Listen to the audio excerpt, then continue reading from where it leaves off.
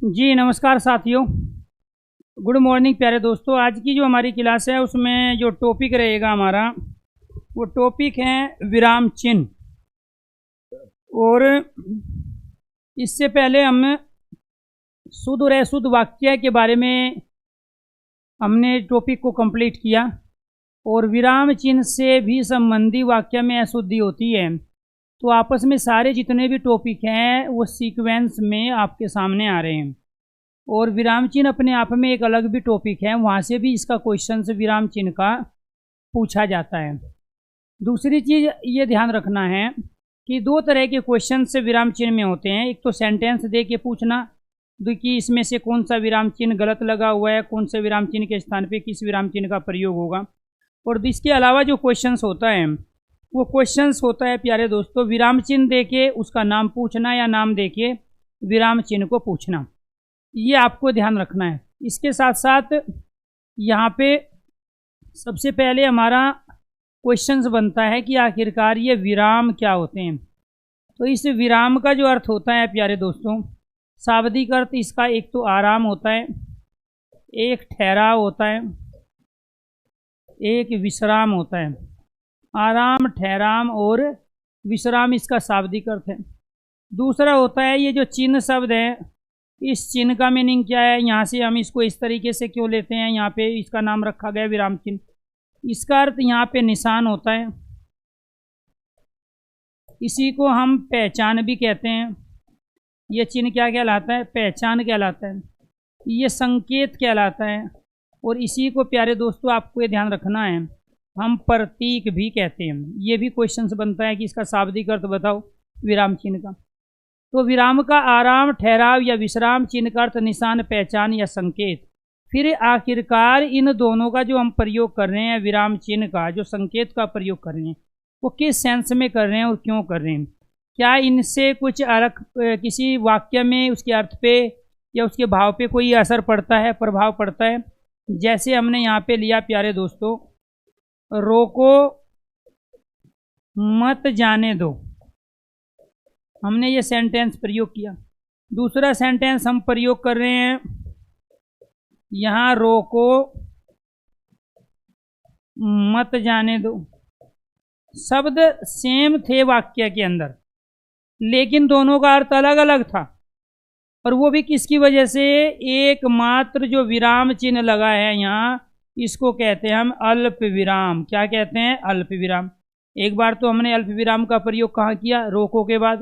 तो रोको मत जाने दो, ठीक है। तो यहाँ इसका मतलब क्या हुआ, ठीक है। ऐसे रोको मत जाने दो, यानी कि यहाँ जाने देने की बात कर रहा है कि इसको रोको मत, छोड़ दो जाओ, ठीक है। यहाँ रोको मत जाने दो, इसको पकड़ के रखो।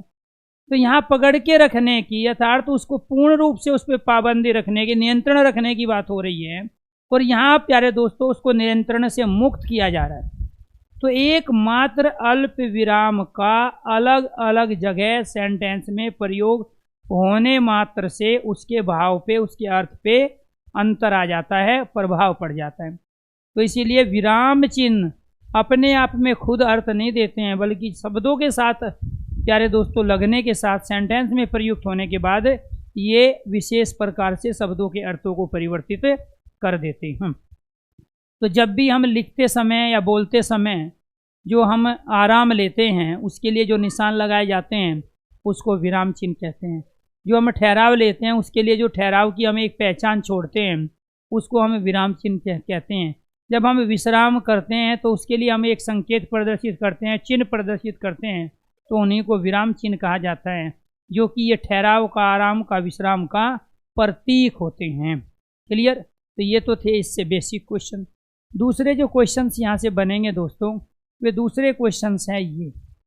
एक जो विराम चिन्ह है हमारा वो है अल्प विराम। वो कौन सा है, अल्प विराम। दो तरह से क्वेश्चंस होता है, प्रैक्टिकल और थ्योरेटिकल। तो इसका जो अल्प विराम का जो चिन्ह है वो हमारा ये है, तो इसको हम अल्प विराम कहते हैं, जो ये चिन्ह होता है।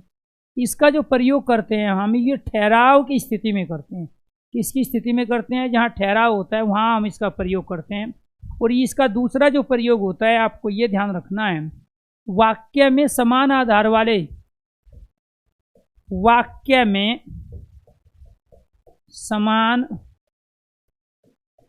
आधार, वाक्य में समान आधार वाले शब्दों के साथ अल्प विराम का प्रयोग होता है। शब्दों के साथ अल्प विराम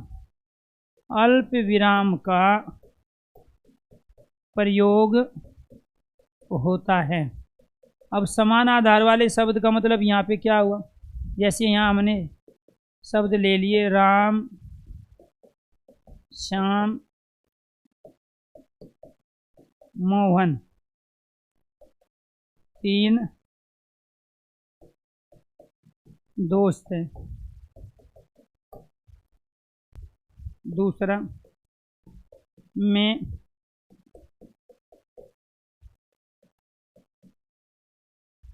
बाजार गया, वहाँ से आलू, मटर, टमाटर, गोभी, आलू, मटर, टमाटर, गोभी तथा प्याज, भिंडी, गाजर,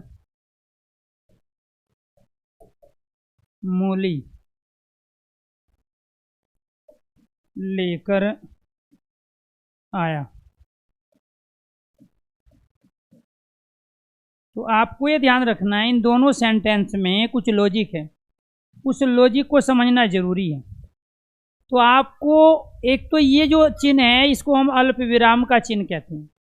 अल्प का मतलब होता है थोड़ा, अल्प का अर्थ क्या होता है, थोड़ा, और विराम का मतलब होता है आराम। तो जहां हम बोलते समय प्यारे दोस्तों या फिर लिखते समय थोड़ा सा आराम लेते हैं, थोड़ा सा विश्राम लेते हैं, उसको क्या कहते हैं, अल्प विराम कहते हैं। इसी को कहा जाता है ठहराव। छंदों में भी हम इसका प्रयोग करेंगे, रस छंद अलंकार भी हमें पढ़ने हैं। और वो रस छंद अलंकार क्यों नहीं पढ़ रहे हैं, क्योंकि उससे पहले में बहुत कुछ सीखना पड़ेगा। उसमें वर्णमाला हम पढ़ चुके हैं, उसकी ज़रूरत पड़ेगी, इन विराम चिन्हों की आवश्यकता पड़ेगी, क्योंकि इसी को यति कहते हैं। ये जो अल्प विराम होता है ना, ये ठहराव लिया है, इसी को वहाँ यति कहते हैं छंदों में। सारे टॉपिक एक दूसरे पर डिपेंड है। तो जब ये टॉपिक कंप्लीट होंगे तो काव्य के रस छंद अलंकार को भी आपको पढ़ने को मिलेंगे। तो यहाँ जहाँ हम थोड़ा सा आराम लेते हैं, थोड़ा सा ठहराव लेते हैं, वो कहलाता है अल्प विराम। क्लियर। यहाँ पे राम, श्याम, मोहन, अब 1 2 3, ये 3 क्या है, ये संज्ञा शब्द है और ये व्यक्तिवाचक संज्ञा शब्द है, आप पढ़ चुके हो। दूसरा प्यारे बच्चों, ये तीनों के तीनों पुल्लिंग है। तो ये तीनों पुल्लिंग है, समान आधार हुए, तीनों व्यक्तिवाचक संज्ञा समान आधार हुए। तो इसी वजह से जो समान आधार वाले शब्द होते हैं उनमें हमेशा शब्दों के बाद समान, वाक्य में समान आधार वाले शब्दों के साथ, तो मूल जो है आपको ये ध्यान रखना है, शब्दों के साथ हम अल्प विराम का प्रयोग करते हैं। दूसरा क्या है, मैं बाजार गया वहां से आलू, यहाँ 1 बार प्रयोग हुआ, यहाँ दूसरी बार प्रयोग हुआ, यहाँ 30 बार। तो आलू, मटर, टमाटर, गोभी। अब मैंने यहाँ चौथी बार क्यों नहीं लगाया, मैं यहाँ तथा क्यों लेके आया। लॉजिक यही है, आप इसका मैक्सिमम 1 बार लगातार 3 बार ही प्रयोग कर सकते हो। ऐसे नहीं है कि जितने शब्द आप प्रयोग करते रहोगे उसके बाद आप अल्प विराम। तो 3 बार लगातार, उसके बाद में आपको कोई निपात प्रयोग करना पड़ेगा, और, तथा, वे, या, इनमें से किसी एक का प्रयोग करके फिर आप 3 बार लगा सकते हो। आप 4 बार नहीं लगा सकते। अगर मूली के बाद में मुझे और कोई और सब्जी लेनी होती तो प्यारे दोस्तों मुझे वे का प्रयोग करना पड़ता, और का प्रयोग करना पड़ता, तथा का प्रयोग करना पड़ता। तो आप मैक्सिमम किसी एक सेंटेंस में इसको 3 बार लगातार प्रयोग कर सकते हो, लेकिन 4 बार इसका प्रयोग नहीं होगा। उसके लिए आप 1 बार किसी अव्यय का, समुच्चय बोधक अव्यय का प्रयोग करके फिर आप लगातार उसको प्रयोग कर सकते हो 3 बार। तो इसीलिए ये समान आधार है, क्योंकि ये सारी सब्जियां हैं। और ये क्या है, ये व्यक्तिवाचक संज्ञा है। आलू है, टमाटर है, मटर है, गोभी है, प्याज है, भिंडी है, गाजर है, व्यक्तिवाचक संज्ञा है, सब्जियां हैं, समान आधार है, और समान आधार वाले शब्दों के साथ अल्प विराम का प्रयोग किया जाता है। अब समस्या क्या उत्पन्न होगी, ये सबको पता था, अल्प विराम का चिन्ह है। लेकिन ये किसी को नहीं पता था। जब वो पूछता शब्दों के साथ कौन से चिन्ह का प्रयोग होता है, तो आप तो सारे ही प्रयोग कर देते, अल्प विराम का भी, अर्ध विराम का भी, पूर्ण विराम का भी, ठीक है, उप विराम का भी। तो इनमें से केवल और केवल अल्प विराम का ही प्रयोग शब्दों के साथ होता है। कुछ का उपवाक्यों के साथ होता है, कुछ का टाइटल के साथ प्रयोग होता है चिन्हों का, और कुछ ऐसे चिन्ह हैं जिनका प्रयोग केवल हम सेंटेंस के साथ ही करते हैं।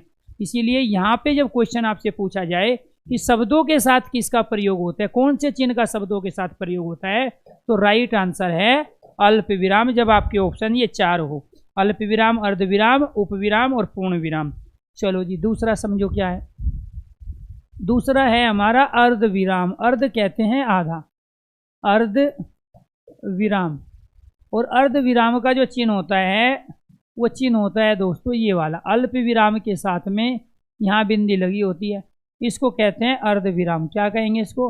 अर्ध विराम। अर्ध का मतलब होता है आधा। तो जब फेफड़ों में जो वायु होती है उसमें से हम आधी छोड़ दें, तो जहाँ आधा विराम ले, जहाँ आधा ठहराव ले, तो वो क्या कहलाया प्यारे दोस्तों? अर्ध विराम ले। तो हम ये बोलते समय भी प्रयोग करते हैं, लिखते समय हम चिन्ह, निशान, संकेत, प्रतीक का प्रयोग कर लेते हैं। जैसे अगर मैं यहाँ बोल रहा था अभी राम श्याम, तो राम और श्याम के बीच में जो ठहराव लिया उसी को अल्प विराम कहते हैं बोलते समय, और लिखते समय हमने ये चिन्ह लगाया अल्प विराम का। ऐसे यहाँ मैं बाजार गया, वहाँ से आलू मटर, ऐसे तो मैंने बोला नहीं आलू मटर टमाटर, तो मैंने ठहराव लिया, वहाँ से मैं आलू मटर, आलू और मटर के बीच में जो समय लिया उसी समय को हम यहाँ आराम कह रहे हैं, ठहराव कह रहे हैं, विश्राम कह रहे हैं। लिखते समय उस ठहराव के स्थान पर हम चिन्ह लगाते हैं, उसको विराम चिन्ह कहा जाता है। तो वो बोलते समय भी प्रयोग करते हैं। तो जब बोलते समय हम प्रयोग करें, जो समय हम बीच में ले रहे हैं दो शब्दों के, दो वाक्यांशों के, दो वाक्यों को, तो प्यारे दोस्तों बोलते समय हम निशान नहीं लगा सकते, लेकिन जब उसको लिखेंगे तब उसमें आपको ध्यान रखना है प्यारे दोस्तों, तब उसमें लगाएंगे। तो आलू मटर टमाटर गोभी, ठीक है, तो यहाँ पे प्याज भिंडी गाजर, इनके बीच में जो समय लिया ऐसे यहाँ पे लेंगे, यहाँ पे क्या है? आधा विराम लेंगे। यहाँ पे क्या लेंगे हम? आधा विराम। दूसरी चीज आपको ध्यान रखना है, अर्ध विराम का प्रयोग, अर्ध विराम का प्रयोग वाक्यांश, उपवाक्य, क्या बोलते हैं इसको? सब सेंटेंस, वाक्यांश, उपवाक्य के साथ किया जाता है, किया जाता है। जैसे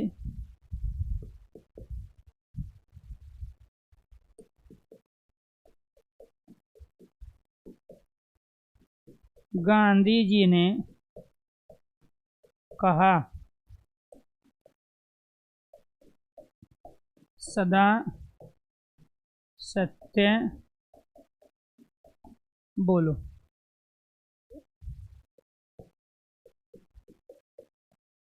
उसने कहा मैं कल नहीं आऊँगा।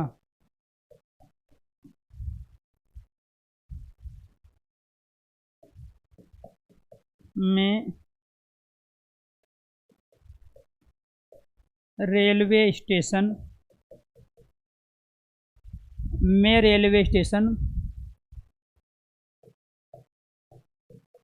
पहुंचा।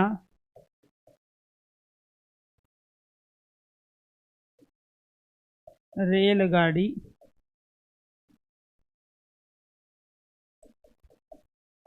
जा चुकी थी। तो प्यारे दोस्तों आपको ये ध्यान रखना है, यहाँ जो आप ये चिन्ह लगा रहे हो इसी चिन्ह को कहते हैं अल्प विराम। यानी कि जितना समय आप अल्प विराम में ले रहे थे उसका दुगना समय लेते हो आप अर्ध विराम में। तो ये था आपका अल्प विराम, ये यहाँ से लेके यहाँ तक ये बिंदी लगते ये क्या बन गया? ये अर्ध विराम। अर्ध विराम का प्रयोग कहाँ किया जाता है? अर्ध विराम का प्रयोग होता है वाक्यांश, सब सेंटेंस, उपवाक्य के साथ। ये क्या है? महात्मा गांधी गांधी जी ने कहा उपवाक्य है। उसने कहा क्या है? उपवाक्य। मैं रेलवे स्टेशन पर पहुंचा, क्या है? उपवाक्य। वाक्यांश अर्थात सब सेंटेंस। तो यहाँ पे क्या हुआ? हमने क्या लगाया प्यारे बच्चों? यहाँ पे अर्धविराम का प्रयोग किया। अर्धविराम का प्रयोग करके पूरा वाक्य बना लिया। गांधी जी ने कहा सदा सत्य बोलो। उसने कहा मैं कल नहीं आऊँगा। मैं रेलवे स्टेशन पहुंचा, रेलगाड़ी जा चुकी थी। तो ये आपके पूरे सेंटेंस बन गए। अब दूसरा क्वेश्चन आपसे ये पूछा जाएगा कि इनमें से अर्धविराम के स्थान पर किस समुच्चय बोधक अव्यय का प्रयोग आप कर सकते हो, या किस समुच्चय बोधक अव्यय के स्थान पे किस विराम चिन्ह का प्रयोग कर सकते हो। तो यहाँ क्या करोगे? गांधी जी ने कहा कि, तो ये जो की आएगा प्यारे दोस्तों, आपको ये ध्यान रखना है, इसके स्थान पे आप किसका प्रयोग करोगे? की का प्रयोग। इनमें दोनों में से एक। उसने कहा कि मैं कल नहीं आऊँगा, की का प्रयोग। मैं रेलवे स्टेशन पर पहुंचा परंतु रेलगाड़ी जा चुकी थी। तो वहां आपको ये देगा प्यारे दोस्तों कि अर्धविराम के स्थान पर निम्नलिखित सेंटेंस में किस समुच्चय बोधक अव्यय का प्रयोग किया जा सकता है, या किस अव्यय का प्रयोग किया जा सकता है। तो जब वो यहाँ अर्धविराम नहीं देगा तो उसके स्थान पे आपको इसमें की का और यहाँ पे परंतु का प्रयोग करना होगा। और फिर आपसे पूछ लेगा कि इस की के स्थान पर निम्नलिखित में से किस विराम चिन्ह का प्रयोग होगा। 4 विराम चिन्ह देगा, अल्प विराम, अर्ध विराम, अपूर्ण विराम और पूर्ण विराम। तो राइट आंसर क्या हुआ? राइट आंसर हुआ अर्ध विराम। यानी कि समुच्चय बोधक अव्यय के स्थान पर अर्ध विराम का प्रयोग और अर्ध विराम के स्थान पर समुच्चय बोधक अव्यय का प्रयोग किया जाता है। और आपने देखा प्यारे दोस्तों, यहाँ टॉपिक चल रहे हैं सीक्वेंस में, क्योंकि इससे पहले जो क्लास थी आपकी वो थी वाक्य अशुद्धि की, और वहाँ वाक्य में अशुद्धि के कारण विराम चिन्ह भी थे, वाक्य में अशुद्धि के कारण अव्यय शब्द भी थे। और उस टॉपिक से पहले आपने पढ़े हैं अविकारी शब्द जो होते हैं अव्यय और निपात। तो उन्हीं का यहाँ सेंटेंस में प्रयोग हो रहा है, और उन्हीं सेंटेंस में वाक्यांश के साथ शब्दों के साथ हम विराम चिन्ह का प्रयोग कर रहे हैं। ये आपको ध्यान रखना है दोस्तों। तो ये सारी की सारी जो क्लासेस चल रही है ये सारी सीक्वेंस में चल रही है। जिस दिन हिंदी को सही सीक्वेंस में आपने पढ़ लिया तो दोबारा से हिंदी का रिवीजन भी करने की आवश्यकता नहीं है। अगर मैं आपको अव्यय नहीं पढ़ाता तो बहुत सारे बच्चे समझ ही नहीं पाते ये की और परंतु क्या है, क्योंकि क्वेश्चन तो ये भी बनता है कि किस अव्यय के स्थान पे कौन सा विराम चिन्ह आएगा और किस विराम चिन्ह के स्थान पे कौन सा अव्यय यहाँ पे प्रयुक्त होगा। फिर क्वेश्चन ये भी बनेगा कि वाक्यांश क्या होते हैं, उपवाक्य क्या होते हैं। इससे पहले हमने शुद्ध और अशुद्ध वाले वाक्य पढ़े, उसी में आपको बताया कि देखो ये वाक्यांश और उपवाक्य होता है, अर्थात सब सेंटेंस इन्हें हम कहते हैं। तो ये पूरे सरल वाक्य नहीं है दोस्तों, ये तीनों के तीनों उपवाक्य हैं। क्वेश्चन पूछा जाएगा थ्योरी के रूप में स्टेटमेंट बना के कि निम्नलिखित में से अर्ध विराम से संबंधित कौन सा कथन सत्य है, ये आपसे क्वेश्चन पूछा जाएगा। ये ठीक है, तो ये आपको ध्यान रखना है। तो यहाँ अर्ध विराम से संबंधित कौन सा कथन सत्य है कि ये वाक्यांश उपवाक्य के साथ प्रयुक्त होते हैं। दूसरा, ये समुच्चय बोधक अव्यय के स्थान पर लगाए जाते हैं, इनके स्थान पर समुच्चय बोधक अव्यय भी लगाए जा सकते हैं, लेकिन वो एक का प्रयोग करोगे या तो अर्ध विराम का या फिर समुच्चय बोधक का, दोनों का प्रयोग एक साथ नहीं हो सकता। ये आपको ध्यान रखना है। इसके बाद है तीसरा, हमारा तीसरा क्या है? अपूर्ण विराम। अपूर्ण विराम, और इसी अपूर्ण विराम का दूसरा नाम है उपविराम। क्या है? उपविराम। और इसका जो चिन्ह होता है प्यारे दोस्तों, इसका चिन्ह होता है विसर्ग की तरह का। तो ये जो चिन्ह होता है बीच में से बिल्कुल भरा होता है, ये खाली नहीं होता है, ये आपको ध्यान रखना है। विसर्ग खाली होता है। ये जो चिन्ह है इसका जो प्रयोग हम करते हैं, इसका प्रयोग कहाँ होगा? अपूर्ण विराम का प्रयोग, अपूर्ण विराम का प्रयोग शीर्षक अर्थात टाइटल, शीर्षक के साथ किया जाता है, शीर्षक के साथ किया जाता है।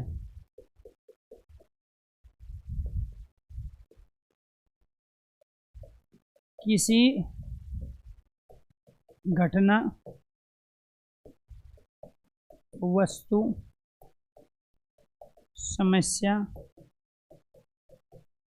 प्राणी की कम से कम शब्दों में जब व्याख्या करनी होती है तब आप किसका प्रयोग करोगे? अपूर्ण विराम का प्रयोग करोगे। किसका प्रयोग करोगे? अपूर्ण विराम का। कैसे? जैसे यहाँ पे आ गया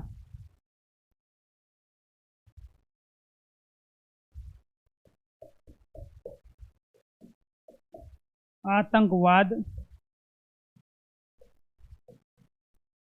एक समस्या या एक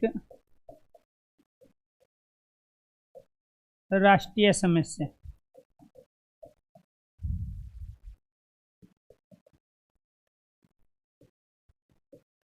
दहेज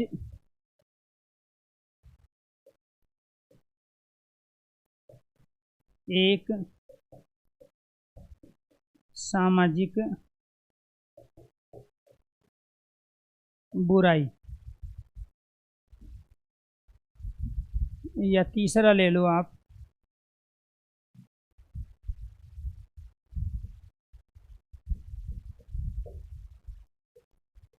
गदर एक प्रेम कथा।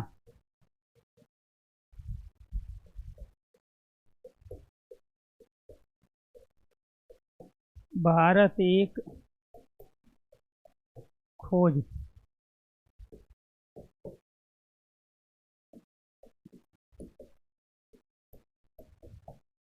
कबीरदास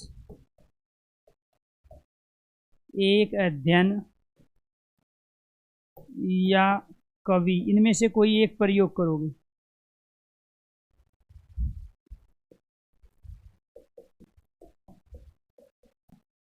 कालिदास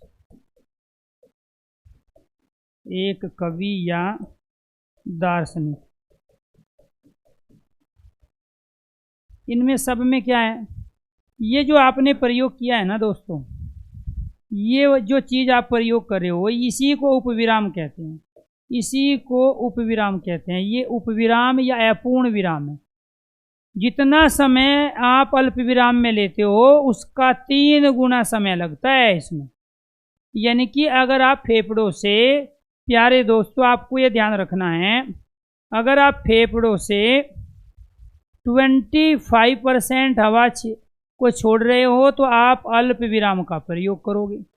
इसका प्रयोग करोगे अल्प विराम, ये वाला चिन्ह। अगर आप 50% हवा छोड़ रहे हो फेफड़ों से तो आप अर्ध विराम का प्रयोग करोगे। किसका प्रयोग करोगे? अर्ध विराम का। अगर आप 75% हवा छोड़ रहे हो, 25 बचा रहे हो, तो आप अपूर्ण विराम का प्रयोग करोगे। और उसका जो चिन्ह है हमारा, वो चिन्ह है हमारा ये वाला। अगर आप 100% हवा फेफड़ों से छोड़ के नए सेंटेंस को नई एयर में बोलोगे तो वो पूर्ण विराम कहलाता है और उसका चिन्ह हमारा ये। तो चारों में अंतर समझ में आया? एक में बोलते समय 25% हवा को छोड़ते हैं, 75 बचा लेते हैं। एक में 50 छोड़ देते हैं, 50 बचा लेते हैं फेफड़ों में। एक में 75% छोड़ते हैं। और जितनी हवा छोड़ी ज़्यादा उतना ही समय लगेगा ज़्यादा। तो इसीलिए आपको ध्यान रखना है प्यारे दोस्तों कि यहाँ पे इन तमाम चीज़ों के साथ ही, ठीक है, आपको आगे बढ़ना है। तो यहाँ क्या है? गदर, आप रुके, गदर एक प्रेम कथा। ऐसे नहीं बोलते आप गदर एक प्रेम कथा। गदर आपने समय लिया, फिर बोल रहे हो एक प्रेम कथा। भारत एक खोज। कबीरदास एक, यानी कि कबीरदास को बोलने के बाद में जो आपने ठहराव लिया उसी ठहराव को हम अपूर्ण विराम, या प्यारे दोस्तों आपको ध्यान रखना है, हम क्या दूसरा क्या कहते हैं? उपविराम कहते हैं। तो ये क्या था आपका? अपूर्ण विराम था, पूर्ण विराम है। मैं 20 बार आपको बता चुका हूँ। जब भी आपको आवाज़ सुनाई ना दे तो समझ लो ये आपकी अकेले की प्रॉब्लम है और वो प्रॉब्लम है आपके सिस्टम में। तो पूजा जी एक मैसेज को आप 1 बार करो या 50 बार। इस तरह के कमेंट के आंसर देना ठीक नहीं है। ठीक है, यहाँ सब बच्चों को आवाज़ सुनाई दे रही। जब प्रॉब्लम होती है ना, एक का कमेंट नहीं होता है, सारे बच्चों का आता है, उस पर तुरंत इम्प्लीमेंट होता है। आप बताओ या ना बताओ। तो जब इस तरह की प्रॉब्लम आती है तो अपने आप टीचर कर देता है। ठीक है, इसीलिए आप अपने मोबाइल को चेक करो, आपने अपनी आवाज़ बंद की हुई है। ठीक है, तो चलती हुई क्लास में ऐसे डिस्टर्ब नहीं करना होता है। पहले आप अपने सिस्टम को चेक करोगे, जिस मोबाइल का आप यूज़ कर रहे हो, टैब का यूज़ कर रहे हो, उसको सही तरीके से करो। ठीक है, जब कोई प्रॉब्लम यहाँ से क्रिएट होगी तो वो एक साथ कई हजार बच्चों को होगी, और जब कई हजार बच्चों को प्रॉब्लम होगी तो टीचर को पता होगा, या तो टेक्निकल टीम तुरंत बताएगी, या हमारा सिस्टम तुरंत बताएगा, या हमें ऑटोमेटिक पता चल जाता है, क्योंकि कैमरा हमारे सामने है, स्क्रीन लगी हुई है बहुत बड़ी, जिस पे आप लोगों के कमेंट हैं। लेकिन मेरा जोर क्या होता है सिलेक्शन कराने पे, आपका जोर क्या होता है बात करने पे, ठीक है, समस्या का सोल्यूशन लेने पे।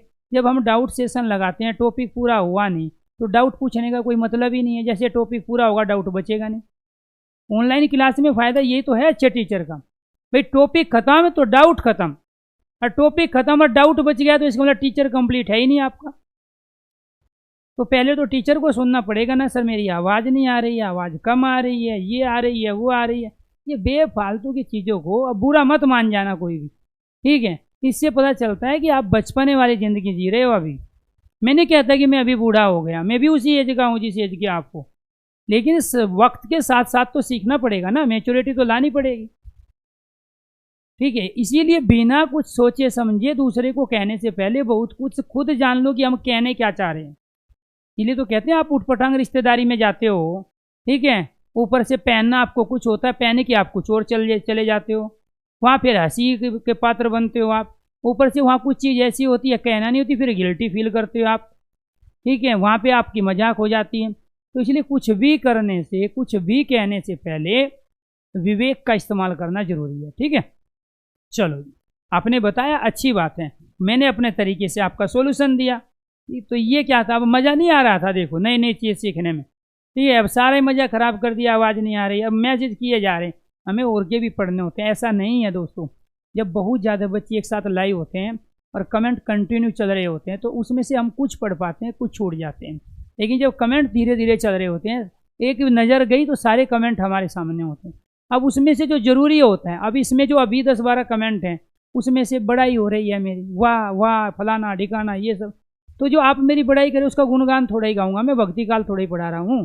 तो भक्ति काल पढ़ाऊंगा तो उसमें भक्ति भी कर लेंगे, ठीक है। यहाँ तो विराम चिन्ह चल रहे हैं तो विराम चिन्ह की बात करेंगे, ठीक है। चलो, तो ये आपको ध्यान रखने, समस्या ये नहीं है मैं सुबह से शाम तक बैच लेता हूँ, आपका ही बैच नहीं है, 8 बजे से शुरू हुए शाम के 9:30 तक कंटिन्यू बैच होते हैं, लेकिन एक आपके ही बैच में समस्या आती है, ठीक है, नेट भाग जाता है, भागता नहीं है वो आप लोगों का भागता है, यहाँ से कोई दिक्कत नहीं। और किसी बैच में जब सुबह से शाम तक क्लास लेना है तो हम तो बोर हो जाएंगे पढ़ा के भी बच्चों को, ठीक है, अगर इस तरह की दिक्कत आने लगी, क्योंकि टीचर जब मेहनत करके पढ़ा रहा है और सारा मज़ा ख़राब हो जाए तो दिक्कत होती है, ठीक है। आ जाओ यहाँ पे चीज़ों को समझते हैं, ये ज़रूरी है क्योंकि ये उप विराम और अपूर्ण विराम आप पहली बार पढ़ रहे हो। तो ये क्या है, अपूर्ण विराम का प्रयोग शीर्षक, शीर्षक किसे कहते हैं, टाइटल को कहते हैं। टाइटल क्या है, आतंकवाद, टाइटल क्या है, दहेज। तो प्यारे दोस्तों, जब किसी एक शब्द को, यहाँ क्या लिखा है, किसी घटना वस्तु समस्या प्राणी की कम से कम शब्दों में जब व्याख्या करनी होती है तो उपविराम का प्रयोग करते हैं। दहेज की व्याख्या कर रहे हैं, दहेज क्या है, एक सामाजिक बुराई है।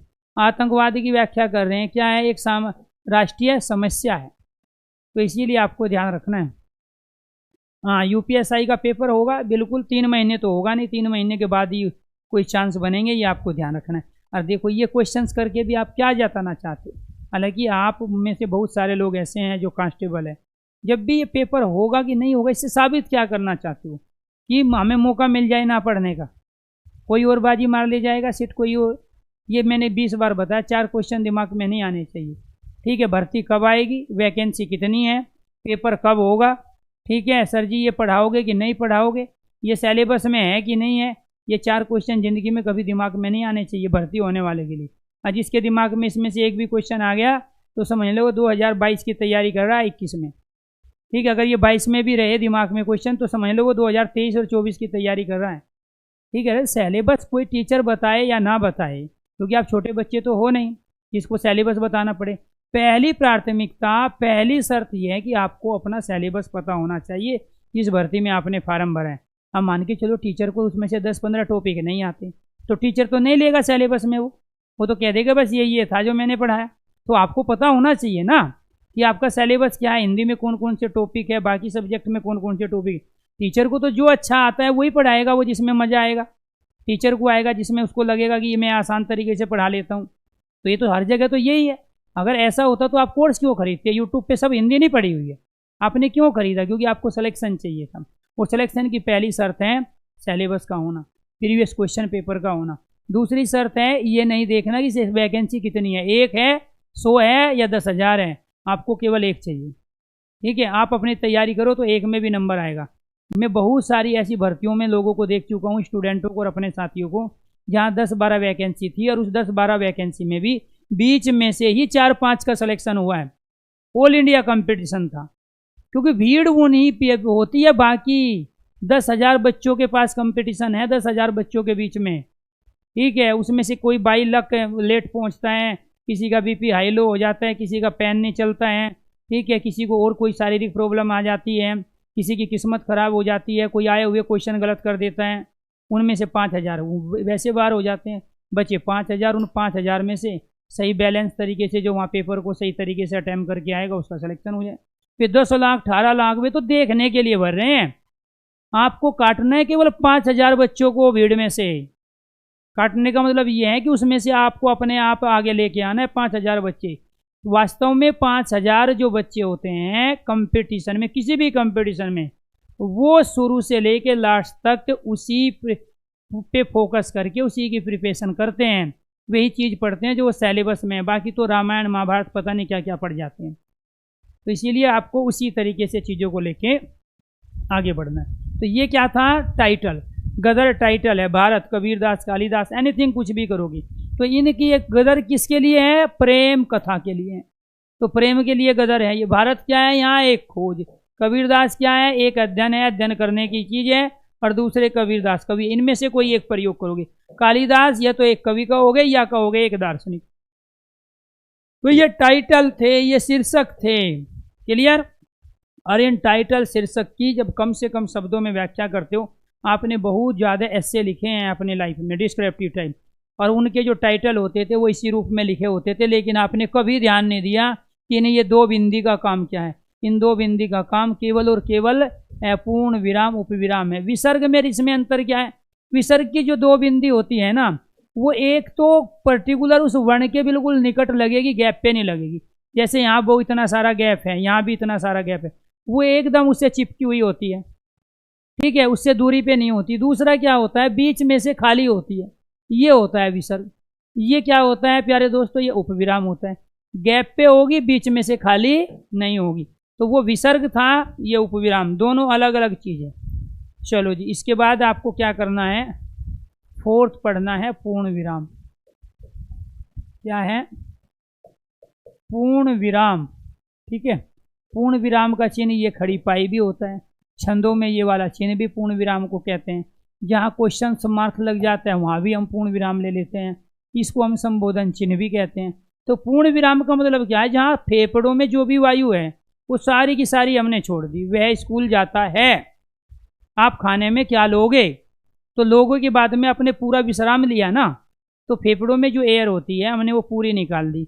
अब कोई नया सेंटेंस हमें बोलना है तो फेफड़ों में नया श्वास लेंगे तब बोल पाएंगे। तो यानी कि बोलते समय जब हम फेफड़ों से पूरी वायु बाहर करके नई वायु लेते हैं, तो उस नई वायु लेने से पहले जो विराम है, जो गैप है, उसी को कहते हैं पूर्ण विराम। उसी को क्या कहते हैं?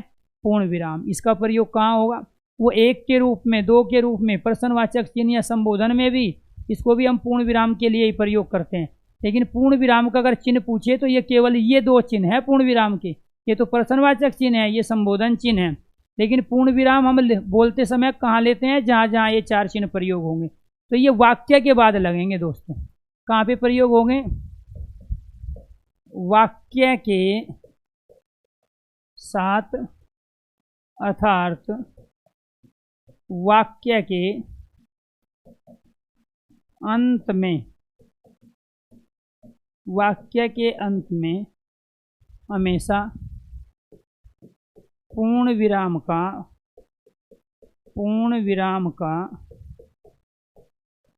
प्रयोग होता है। जैसे वह स्कूल जाता है। तो आपको ये ध्यान रखना है, ये क्या हो गया यहाँ पे? ये जो जाता है या राम स्कूल जाता है, इसी को पूर्ण विराम कहते हैं। ये पूरा एक सेंटेंस है और सेंटेंस के बाद में हम किसका प्रयोग कर रहे हैं? सेंटेंस के बाद में पूर्ण विराम का प्रयोग कर रहे हैं। इसके बाद में पांचवा जो चिन्ह होता है वो होता है योजक चिन्ह। क्या होता है? योजक चिन्ह। योजक चिन्ह, और योजक चिन्ह ये होता है छोटा सा, आपको ये ध्यान रखना है। इसका प्रयोग कहाँ करेंगे योजक चिन्ह का? शब्दों के बीच संबंध, शब्दों के बीच संबंध प्रकट करने के लिए, शब्दों के बीच संबंध प्रकट करने के लिए प्रयोग किया जाता है संयुक्त क्रिया में। और ये पूछे जाते हैं स्टेटमेंट में, संयुक्त क्रिया के साथ सामासिक पदों में। ऐसे बहुत सारे सामासिक पद होते हैं, समास वाले पद, जैसे माता पिता है, रात दिन है, दिन दिन है। सामासिक पदों में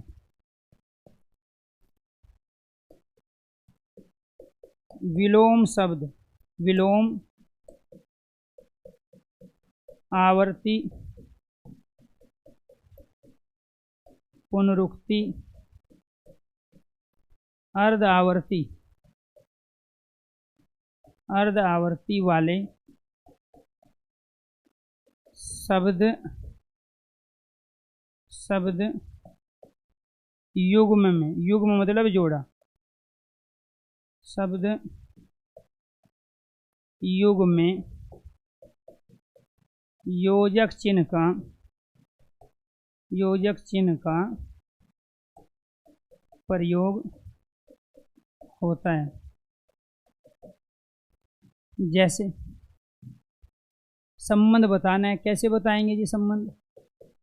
राम लक्ष्मण, गुरु शिष्य, संबंध को बता रहे हैं। संयुक्त क्रिया, दे देना, लेना देना, या दे देना ले लेना, ठीक है। इसके बाद में और भी है, पढ़ना लिखना खाना पीना, ये सामासिक पद। माता पिता, ये क्या है? सामासिक पद में। और भी है, दिन दिन या रात रात, ठीक है। विलोम शब्द है, सुख दुख आ गया तो सुख और दुख के बीच में जो आया है उसी को क्या कहते हैं? इसके बाद आवर्ती है, रात हरा हरा आ गया, हरा हरा, तो ये हरा हरा क्या है? आवर्ती हो रही है। पुनरुक्ति है, पुनरुक्ति में रोटी वोटी आ गया, रोटी वोटी शब्द आ गया। अर्ध आवर्ती हो रही हो, ठीक है, तो अर्ध आवर्ती शब्द युग में भी वही कहलाते हैं। जैसे धागा वागा शब्द आ गया, धागा वागा, या कंकड़ वंकड़ आ गया, इसी को अर्धावर्ती पुनरुक्ति बोलते हैं। तो एनीथिंग, और भी बहुत सारे शब्द हैं जिनमें हम प्रयोग करते हैं। तो ये आपको ध्यान रखना है प्यारे दोस्तों, ये छोटा होता है। ये ऐसा नहीं है कि आप यहाँ पे शब्द माता लिखोगे, इसमें एक लंबा चिन्ह लगाया और पिता, ऐसे हम प्रयोग नहीं करेंगे। केवल बीच में होगा, मिड में होगा, ये आपको ध्यान रखना है। ऊपर नीचे नहीं होगा, शब्दों के बिल्कुल बीचों बीच में होगा। संबंध को प्रकट करता है, सामासिक शब्द का निर्माण करता है, विलोम शब्द की पहचान बताता है, आवर्ती को बताता है, पुनरुक्ति को बताता है, अर्थात सार्थक और निरर्थक शब्द युग्मों को बताता है, अर्ध आवर्ती को बताता है। तो एक शब्द को दूसरे से अलग करने के लिए हम इसका प्रयोग करते हैं। और ये स्टेटमेंट पूछी जाती है, निम्नलिखित में से योजक चिन्ह का प्रयोग कहाँ नहीं किया जाता? तो इनको छोड़ के जो आ जाए वो नहीं किया जाता है। जैसे फॉर एग्जाम्पल, शब्दों के बीच संबंध को प्रकट करने के लिए संयुक्त क्रिया में, सामासिक पदों में, विलोम में, आवर्ती में, जो शब्द युग्म होते हैं, जोड़े होते हैं, उनमें भी हम इसका प्रयोग करते हैं। तो ये आपको ध्यान रखना है, ठीक है।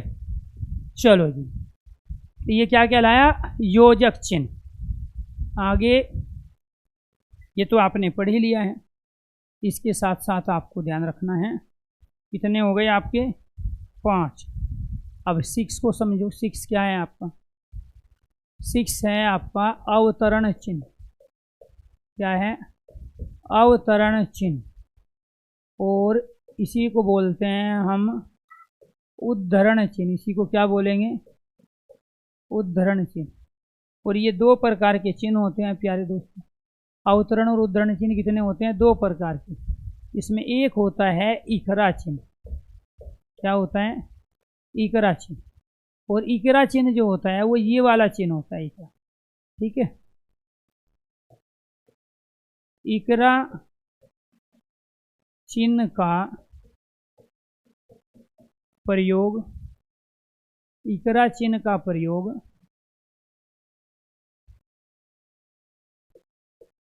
उपाधि, उपनाम, उपाधि, उपनाम, अज्ञात कथन, अज्ञात कथन, पुस्तक, ग्रंथ, संस्था, संगठन, संगठन आदि के नामों के साथ, नामों के साथ किया जाता है, किया जाता है। जैसे, तो आपको ये ध्यान रखना है प्यारे दोस्तों, यहाँ जैसे हमने कहा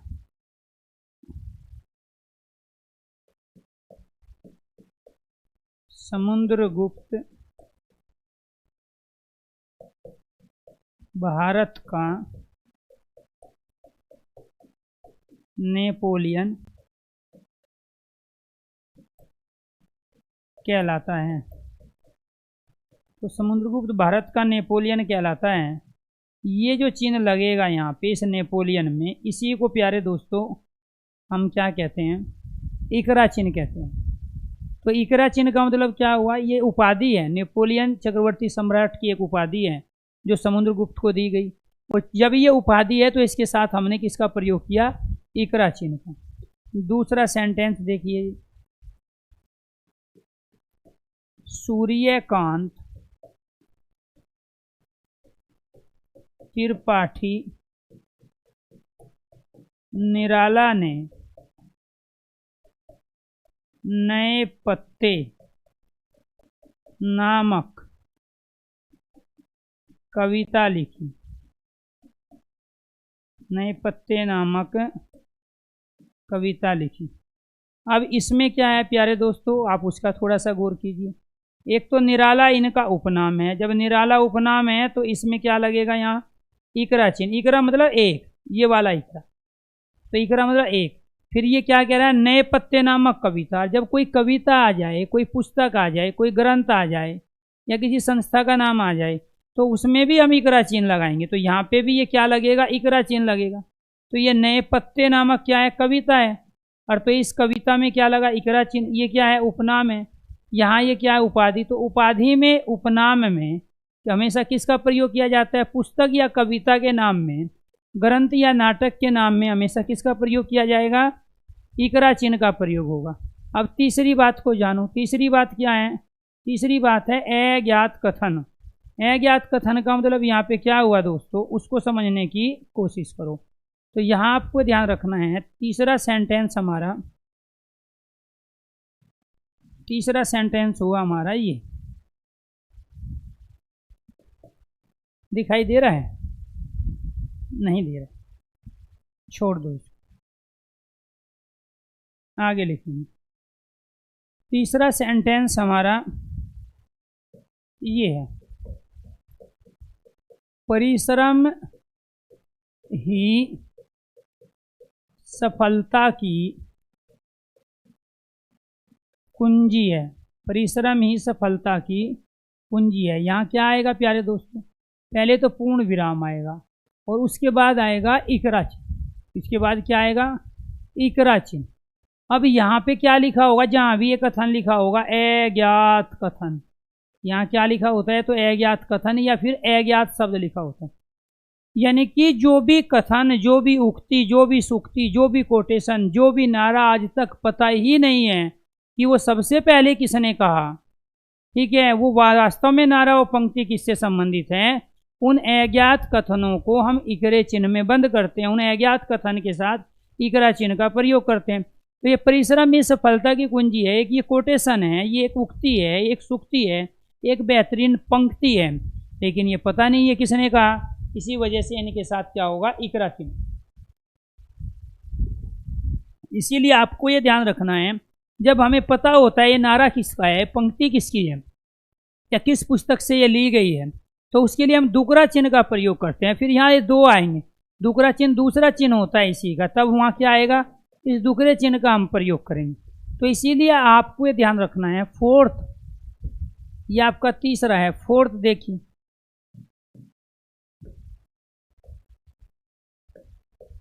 प्रेमचंद्र ने गोदान उपन्यास लिखा था। अब इसमें गोदान क्या है, इसमें गोदान एक उपन्यास पुस्तक का नाम है। तो यहाँ गोदान को क्या करोगे आप, इकरे चिन्ह में बंद करोगे। अभी तो सारे टॉपिक पढ़ोगे आप ऐसे, ठीक है, सारे टॉपिक ही आप पढ़ोगे, जितने भी अब तक पढ़े। वर्णमाला हुई, हालांकि वर्णमाला पूरी नहीं हुई है, ध्यान रखना है, जानबूझ के बचाया हूँ। जब वो टॉपिक आएगा, जब जरूरत पड़ेगी तो उसका रिवीजन हो जाएगा और वो बचा हुआ टॉपिक होगा। स्वर और व्यंजनों का जो वर्गीकरण है प्रयत्न के आधार पे, वो मैंने नहीं कराया, लेकिन इसके बाद जितने भी टॉपिक पढ़े वो सारे टॉपिक आपको 40% चीज़ें नहीं थी। बशर्ते आप सीखोगे कब, जब जो पहले से स्कीमा बना हुआ है आपके दिमाग में, जो पहले से प्रीवियस नॉलेज है उसको साइड कर दोगे, तब आपको ये चीज़ें पता चलेगी। और आजकल यही पूछा जा रहा है, इससे जो क्वेश्चन पूछ रहे हैं ना, विराम चिन्ह से स्टेटमेंट वाले क्वेश्चन आ रहे हैं। 2019-20 में जितने भी एग्जाम हुए वे सारे के सारे स्टेटमेंट वाले क्वेश्चन। और आप क्या करते हो, किताब में देख लिया, अच्छा ये इसका विराम चिन्ह है, ये, अरे भी बात पुरानी हो गई है, कौन सा किसका विराम चिन्ह है सबको पता है। लेकिन जब स्टेटमेंट में बना के पूछेगा कि बताइए इसमें ये विराम, किस विराम चिन्ह का प्रयोग होगा, अब इसकी स्टेटमेंट क्या बनाओगे आप, इसकी स्टेटमेंट ये बनेगी कि इकरा चिन्ह का प्रयोग निम्नलिखित में से कहाँ नहीं किया जाता। एक देगा उपाधि में, उपनाम में, अज्ञात कथन में, पुस्तकों के नाम में, फिर या इनमें से कोई नहीं या सभी, या इनके अलावा कुछ और देगा। लेकिन ये पता होना चाहिए ना कि इकरा चिन्ह क्या होता है, कहाँ कहाँ प्रयोग। मैं भी तो निशान लगा के टॉपिक खत्म कर देता, जैसे यूट्यूब पे सारी चीज़ें हो गई है, ये भी इसका विराम चिन्ह है, ये इसका विराम चिन्ह है, ये इसका विराम चिन्ह है। जब ये क्वेश्चन आते हैं उनको कराने का फ़ायदा क्या। ये 4 कंडीशन बताई। अभी एक एग्जाम हुआ था यूपी में, राजस्व निरीक्षक का, यही क्वेश्चन पूछा हुआ था स्टेटमेंट का। हालत ख़राब हो गई, 40 क्वेश्चन आए थे, ठीक है, किसी के 20 भी सही नहीं थे। क्यों, क्योंकि स्टेटमेंट के थे 10-12 क्वेश्चन। ये क्वेश्चन पूछा था निम्नलिखित में योजक चिन्ह का प्रयोग कहाँ नहीं होगा। कुछ बच्चे करके आए संयुक्त क्रिया में नहीं होगा, कुछ करके आए सामासिक पदों में नहीं होता है, ठीक है, सामासिक पदों, ये ऑप्शन थे, ठीक है। तो शब्दों के बीच संबंध को प्रकट करने के लिए भी संयुक्त क्रिया, सामासिक पद, बार बार कह रहा हूँ, स्टेटमेंट वाले क्वेश्चन ऑनलाइन एग्जाम में ज़्यादा पूछे जाते हैं। आपको उस चीज़ पे ध्यान करना पड़ेगा कि जो कंपनी आपका एग्जाम ले रही है वही पेपर भी बनाती है, वो किसी एक्सपर्ट से, हिंदी के टीचर से हिंदी के क्वेश्चन नहीं बनवाएगी, ठीक है। उसके पास जो अपनी टेक्निकल टीम है वही खुद नए नए तरह के क्वेश्चंस बना रहे हैं मैटर को देख के, ठीक है। उनका काम ही यही है एग्जाम कराना अलग अलग में। वो पूरे नॉर्थ इंडिया में नहीं है, वो साउथ इंडिया में कितने स्टेट हैं उनके भी एग्जाम कंडक्ट करा रही है, वो उनका बिजनेस है। इसलिए उनकी पूरी टीम काम करती है कि नई तरह से क्वेश्चन कैसे बनाएं, पेपर का लेवल स्टैंडर्ड कैसे रखें, ठीक है, किस तरह से हम दूसरी कंपनियों से अपने आप को अलग दिखाएं, ठीक है, ताकि क्वेश्चंस का लेवल भी अच्छा रहे और मार्केट में भी बना रहे कि वो कंपनी भाई बहुत अच्छी है, हर तरह के क्वेश्चंस की वैरायटी लेती है, अच्छा क्वेश्चंस है। तो उसी की वजह से वो एक बिजनेस है। और प्राइवेट सेक्टर में ये है कि जो आप दे रहे हो जो प्रोडक्शन, वो वास्तव में बेहतरीन होना चाहिए और दूसरे से एकदम नया होना चाहिए, घिसी पिटी चीज़ें नहीं होनी चाहिए।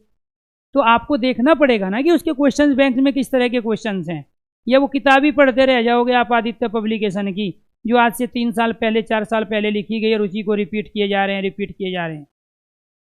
तो हर जगह आज टीचर की आवश्यकता क्यों अहम हो गई किसी भी कॉम्पिटिटिव एग्जाम में सिलेक्शन लेने के लिए, क्योंकि टीचर उन चीज़ों को जल्दी कैच कर लेता है, ठीक है। आप में से कितने बच्चे जानते हैं आप बनना चाहते हो SI, ठीक है। अपने कितने बच्चे जानते हैं कि उनकी क्वेश्चन बैंक में कौन कौन से टॉपिक है, कहाँ से क्वेश्चंस आते हैं, किस तरह के क्वेश्चन पूछे जाते हैं, सब पढ़े जा रहे हो वही सारी चीज़ें, ठीक है, जो पुराने डर्रे पे थे। तो इसीलिए आपको ध्यान रखना है, पहले हमें ये देखना पड़ेगा कि हमारी जो कंपनी है वो कौन सा हमारा एग्ज़ाम कंडक्ट करा रही है, वो कंपनी कौन सी। फिर ये देखना पड़ेगा कि वो एग्ज़ाम कौन कौन से लेती है, एसआई के अलावा, यूपी पैट के अलावा या दूसरी चीज़ें।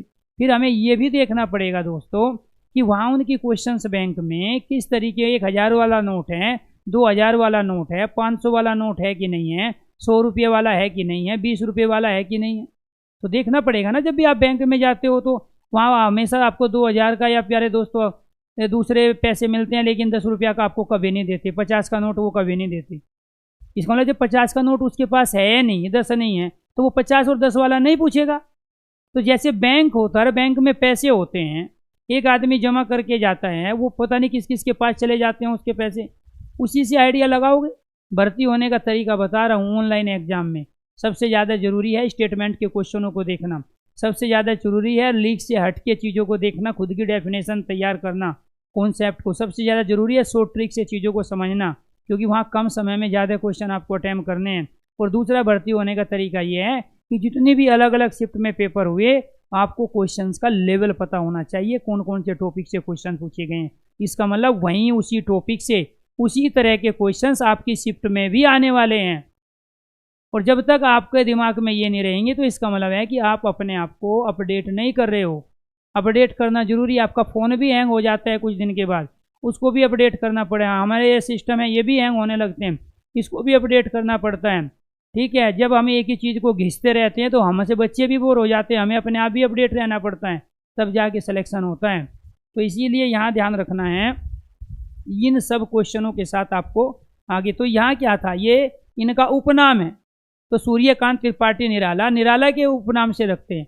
जैसे वीरेंद्र सहवाग का नाम वीरू है, हरभजन का नाम भज्जी है, उपनाम। ऐसे ही युवराज का नाम युवी है, तो वो उपनाम है, वो निक नेम है। तो ये आपको ध्यान रखना है। इनमें हम किसका प्रयोग करेंगे, उपाधि, उपनाम, अज्ञात कथन, पुस्तक, ग्रंथ, संस्था, संगठन में इकरा चिन्ह का प्रयोग करेंगे। तो फिर दूसरे चिन्ह का प्रयोग कहाँ होगा, जब इकरे चिन्ह का यहाँ होगा। तो दूसरा पॉइंट अवतरण और उद्धरण चिन्ह से कौन सा बना, दूसरा पॉइंट बना दुखरा चिन्ह। तो ये दुकरा जो चिन्ह होता है, इसका प्रयोग हम इस रूप में करते हैं। तो ये दुकरा चिन्ह कौन सा हुआ, ये दो, दुकरा मतलब ये दो। तो जहां हम इन दो चिन्हों का प्रयोग करते हैं, और इनका प्रयोग कहाँ कहाँ होगा, किसी प्रसिद्ध महापुरुष व्यक्ति के कथन,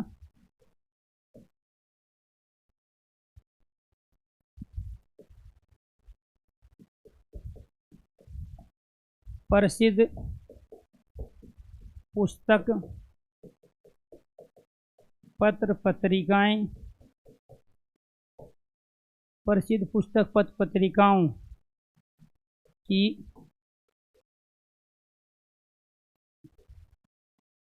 महत्वपूर्ण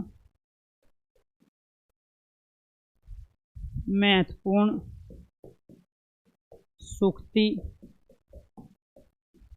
नारे, महत्वपूर्ण सूक्ति नारे,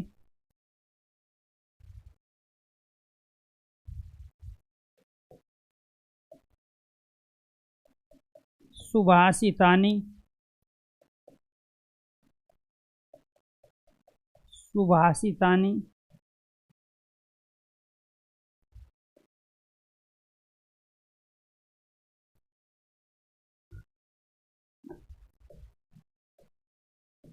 मंत्र, श्लोक, गीत के साथ दुकरा चिन्ह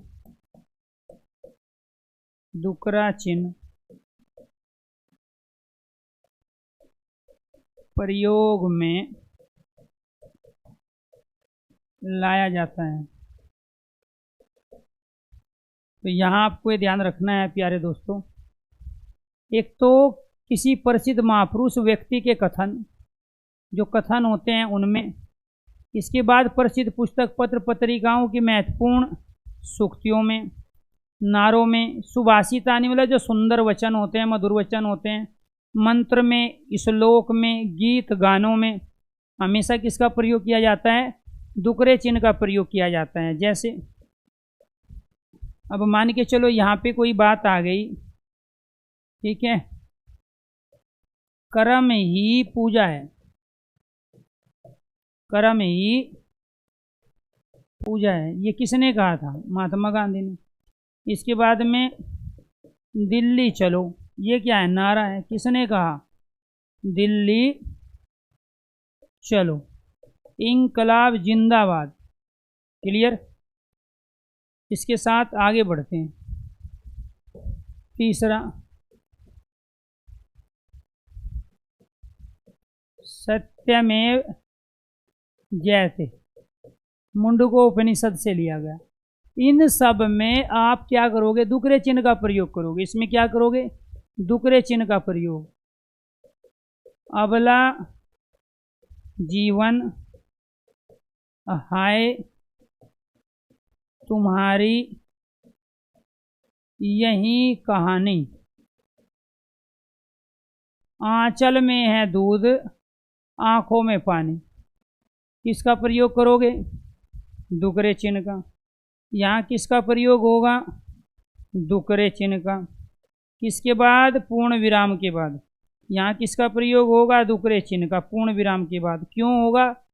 आपको ध्यान है, कर्म ही पूजा है, ये महात्मा गांधी ने कहा था, तो प्रसिद्ध महापुरुष है, ठीक है, प्रसिद्ध व्यक्ति है, तो महात्मा गांधी का कथन है, हमें पता है।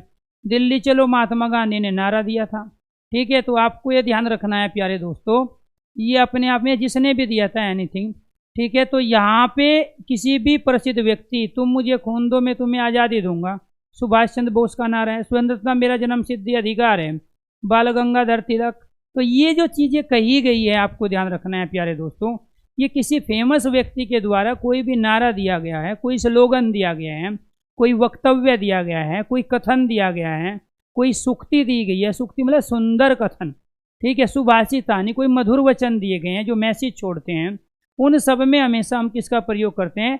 डुकरे चिन्ह का प्रयोग करते हैं। सत्यमेव जयते, मुंडकोपनिषद एक प्यारे बच्चों उपनिषद ग्रंथ है, वहाँ से लिया गया, इसलिए डुकरे चिन्ह का प्रयोग होगा। आनंद मठ से आपने ध्यान रखना है प्यारे बच्चों, जो हमारा राष्ट्रीय गीत है वंदे मातरम, वो लिया गया, इसलिए डुकरे चिन्ह का प्रयोग होगा। रविंद्रनाथ टैगोर की गीतांजलि से हमने क्या लिया? अपना राष्ट्रीय गान लिया है, तो जो राष्ट्रीय गान है हमारा वो प्यारे बच्चों डुकरे चिन्ह में प्रयोग होगा। जनगण मन अधिनायक अगर लिखना है तो हमें डुकरे चिन्ह का प्रयोग करना पड़ेगा। अबला जीवन हाय तुम्हारी यही कहानी, प्रसिद्ध व्यक्ति की प्रसिद्ध किताब की पंक्ति है, इसलिए डुकरे चिन्ह में प्रयोग होगा। तो यहाँ पर जितने भी आपको ये ध्यान रखना है नारे हैं, वो कोई भी नारा है, कि वो इंकलाब जिंदाबाद है, दिल्ली चलो, तुम मुझे खून दो मैं तुम्हें आज़ादी दूंगा, स्वतंत्रता मेरा जन्म सिद्ध अधिकार है, वो सारे के सारे नारे डुकरे चिन्ह में। जितनी भी सूक्ति है वो सारे डुकरे चिन्ह में। प्रसिद्ध पुस्तक से कोई भी, चाहे वो आनंद मठ है, गीतांजलि है, या और किसी अब्दुल कलाम आज़ाद के द्वारा लिखी गई या अब्दुल कलाम के द्वारा लिखी गई कोई भी पुस्तक है, वहाँ से कोई पंक्ति ली गई है, ठीक है। तो आपको ये ध्यान रखना है, उसको भी डुकरे चिन्ह में प्रयोग है। डुकरे का मतलब है दूसरे का कथन, और इकरे का मतलब है अज्ञात कथन। तो दूसरे के कथन के लिए आप क्या प्रयोग करोगे? डुकरा चिन्ह। और जो आपके अपने कथन होंगे जिनको दूसरा कोई नहीं जानता, उनके लिए आप किसका प्रयोग करोगे? इकरा चिन्ह का प्रयोग करोगे। तो कोई भी कविता की पंक्ति है, मेन पंक्ति है, जैसे आपने गानों में देखा होगा, एक पंक्ति बार बार रिपीट होती है। जब हम नए छंद की शुरुआत करते हैं, छंद की समाप्ति करते हैं, तब भी परदेसी परदेसी जाना नहीं, कुछ फिर गाएंगे, फिर परदेसी परदेसी जाना नहीं, ठीक है।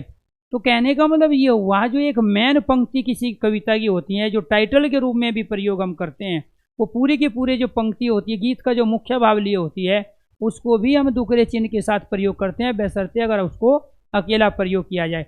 जितने भी श्लोक है, श्लोक से हम कोई भी कोटेशन उठा लेते हैं, एक पंक्ति उठा लेते हैं, चार में से कोई मंत्र है उसका बीच का एक हिस्सा हम निकाल लेते हैं, पूरा मंत्र ले लेते हैं, तो उनमें गीतों में क्या करते हैं? हमेशा डुकरे चिन्ह का प्रयोग। तो डुकरे का मतलब क्या होता है? ये दो लगेंगे। तो जो किसी दूसरे ग्रंथ की, किसी दूसरे व्यक्ति की, महापुरुष की कोई भी पंक्ति हो, सूक्ति हो, कोई भी मंत्र हो, श्लोक हो, गाना हो, गीत हो, उन सब में किसका प्रयोग किया जाता है?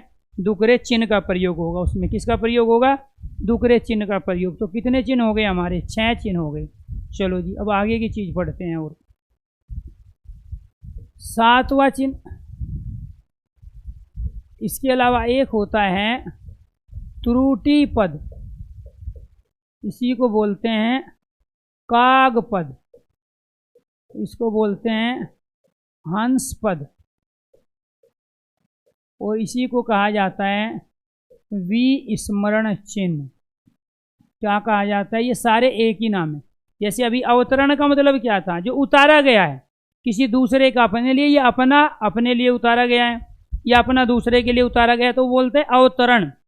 और उसी को बोलते हैं उद्धरण, जो उद्धरण के रूप में या लिया जाता है, जो एग्जाम्पल के रूप में प्रस्तुत किया जाता है, वो उद्धरण कहलाया। क्लियर।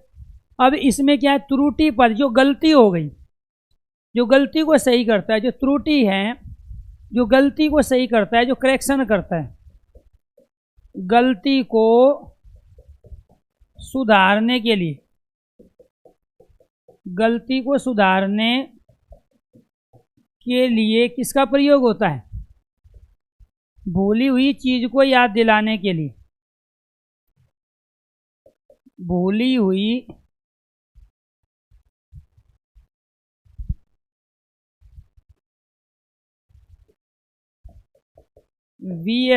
विस्मरण हुई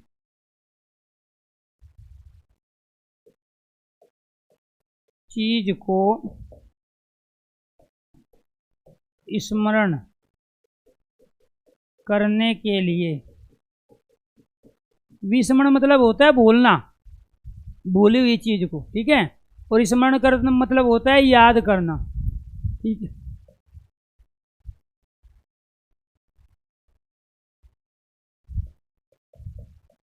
शब्दों के छूट जाने पर, शब्दों के छूट जाने पर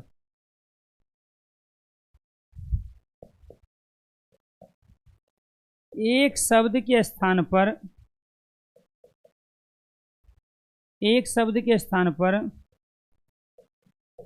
दूसरे सही शब्द का प्रयोग करते समय इनका प्रयोग किया जाता है। अब आपको ये ध्यान रखना है, ये जो चिन्ह होता है प्यारे दोस्तों, जिसको हम त्रुटि पद, कागपद, हंस पद कहते हैं, ये चिन्ह होता है इस लेमड़े की आकृति का। आप इसको किस रूप में जानते हो, इस रूप में, इस रूप में। ये कोई हिंदी में चिन्ह होता ही नहीं, ये इंग्लिश का भी होता है, आपको ये ध्यान रखना है। आप इसी का प्रयोग करते हो, ये ध्यान रखना है, ठीक है। तो यहाँ जो चिन्ह लगता है दोस्तों, वो चिन्ह लगता है ये लेमड़े की आकृति का। मान के चलो मैंने यहाँ सेंटेंस लिया और मेरे से कोई गलती हो गई या कोई शब्द छूट गया, उसकी करेक्शन करनी है। जैसे राजा दशरथ के 4 थे, मैंने ये सेंटेंस लिख दिया।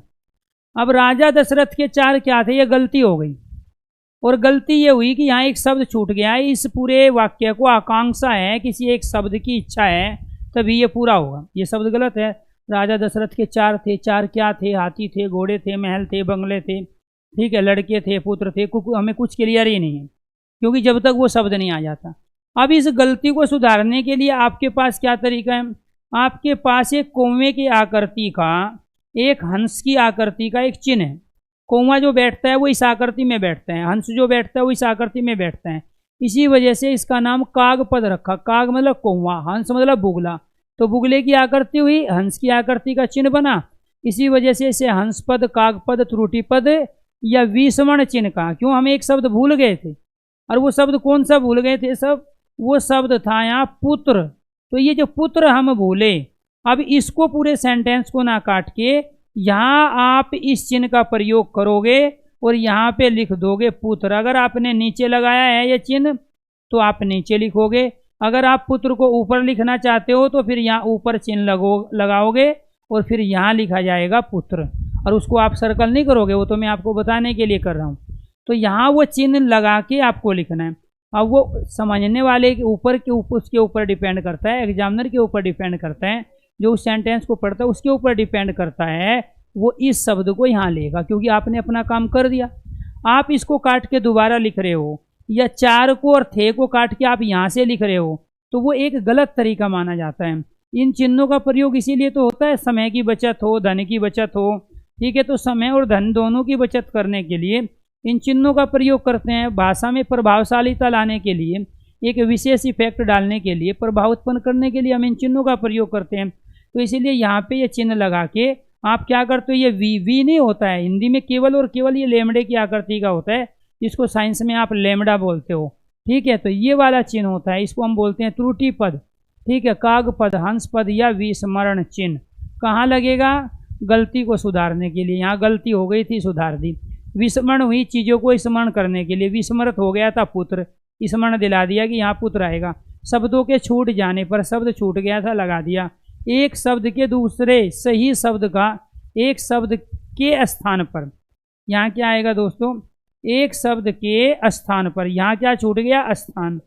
तो यहाँ क्या लिखोगे आप, एक शब्द के स्थान पर दूसरे सही शब्द का प्रयोग करते समय भी आप किसका प्रयोग करोगे, विस्मरण का। जैसे यहाँ भी छूट गया, ये गलती हो गई थी ना, तो क्या करो, यहाँ लगाओ गैप, ये वाला ऊपर वाला हिस्सा बताएगा यहाँ स्थान आएगा, और ये वाला आपको ये ध्यान रखना है, बताएगा कि यहाँ इस जगह पे आएगा। जब आप यहाँ लगा रहे हो तो इसका मतलब है कि ये वाला शब्द है, और इसका अर्थ क्या है कि ये यहाँ आएगा। तो इसीलिए जहाँ भी वो गलती हुई है वहीं इस चिन्ह का आपको प्रयोग करना है। ये 7 हो गए। 8वां देखो, 8वां क्या है, लांघाव चिन्ह। क्या है, लांघाव चिन्ह। लांघाव चिन्ह क्या होता है,